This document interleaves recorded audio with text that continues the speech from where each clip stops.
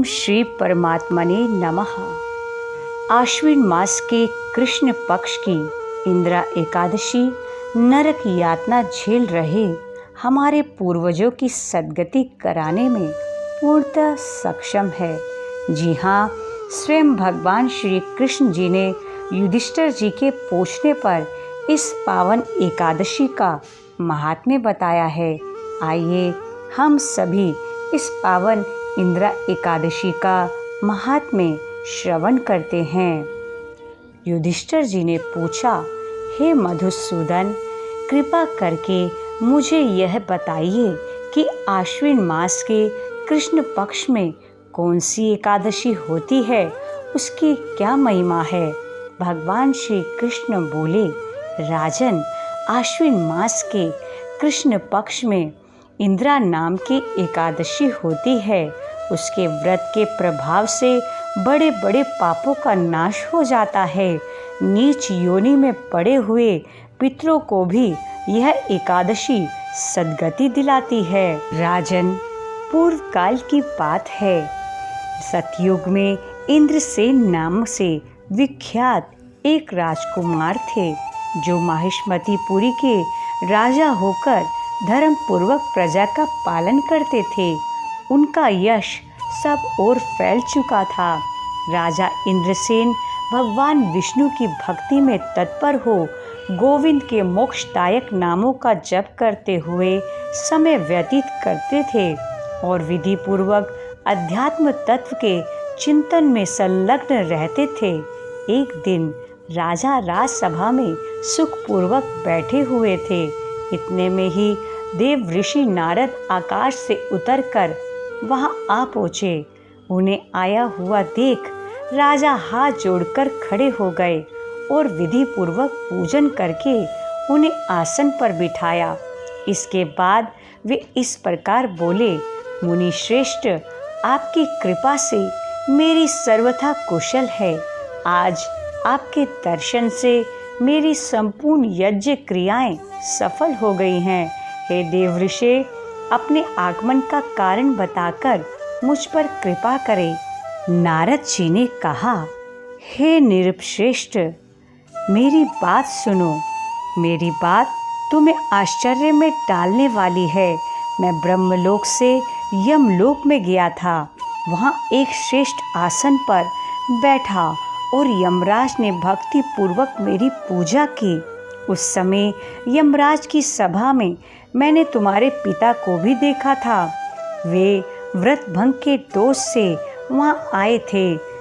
राजन, उन्होंने तुमसे कहने के लिए एक संदेश भेजा है। उन्होंने कहा है, बेटा, मुझे इंदिरा एकादशी के व्रत का पुण्य देकर स्वर्ग में भेजो। उनका यह संदेश मैं तुम्हारे लिए लेकर आया हूँ और तुम्हें बताया है। हे राजन, अपने पिता को स्वर्ग लोक की प्राप्ति कराने के लिए इंदिरा एकादशी का व्रत करो और उसके पुण्य को अपने पितर को अर्पण करो। राजन, अपने पिता को स्वर्ग लोक की प्राप्ति कराने के लिए आप इंदिरा एकादशी का व्रत करो। राजा ने पूछा, भगवान, कृपा करके इंदिरा एकादशी का व्रत बताइए। किस पक्ष में, किस तिथि को और किस विधि से यह व्रत करना चाहिए। नारद जी ने कहा, राजेंद्र, सुनो, मैं तुम्हें इस व्रत की शुभ कारक विधि बतलाता हूँ। आश्विन मास के कृष्ण पक्ष में दशमी के उत्तम दिन को श्रद्धा युक्त चित्त से प्रातःकाल स्नान करो। फिर मध्याह्न काल में स्नान करके एकाग्रचित हो एक समय भोजन करो तथा रात्रि में भूमि पर सोओ।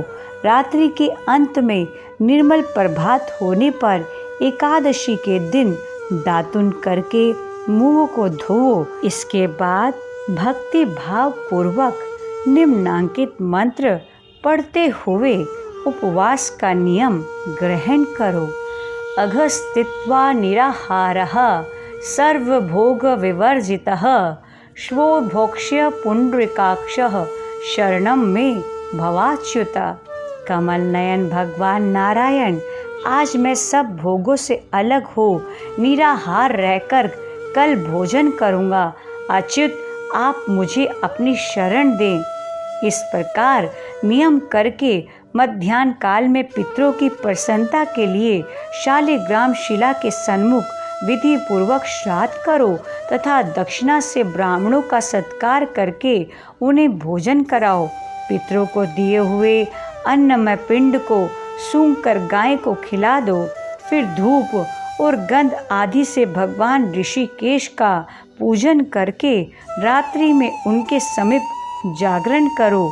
तत्पश्चात सवेरा होने पर द्वादशी के दिन पुनः भक्ति पूर्वक श्री हरि की पूजा करो। उसके बाद ब्राह्मणों को भोजन कराकर भाई बंधु नाती और पुत्र आदि के साथ स्वयं मौन होकर भोजन करो।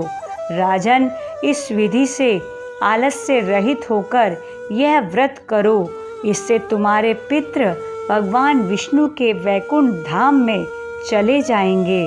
भगवान श्री कृष्ण कहते हैं, राजन, राजा इंद्रसेन से ऐसा कहकर देव ऋषि नारद अंतर्धान हो गए।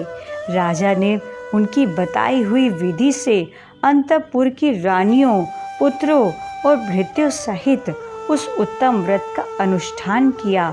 कुंती नंदन, व्रत पूर्ण होने पर आकाश से फूलों की वर्षा होने लगी। इंद्रसेन के पिता गरुड़ पर आरूढ़ होकर श्री विष्णु धाम को चले गए और राज ऋषि इंद्रसेन भी निष्कंटक राज्य का उपभोग करके अपने पुत्र को राज सिंहासन पर बैठाकर स्वयं स्वर्ग लोक को चले गए। इस प्रकार मैंने तुम्हारे सामने इंदिरा एकादशी व्रत के महात्म्य का वर्णन किया है। इसको पढ़ने और सुनने से मनुष्य सब पापों से मुक्त हो जाता है। गोविंद की प्यारी एकादशी पापों को मिटाती एकादशी, पुण्यों को बढ़ाती एकादशी, हरि से है मिलाती एकादशी, वैकुंठ पहुँचाती एकादशी, एकादशी, एकादशी। जय श्री कृष्णा, जय मदन गोपाल, जय गिरधर गोपाल।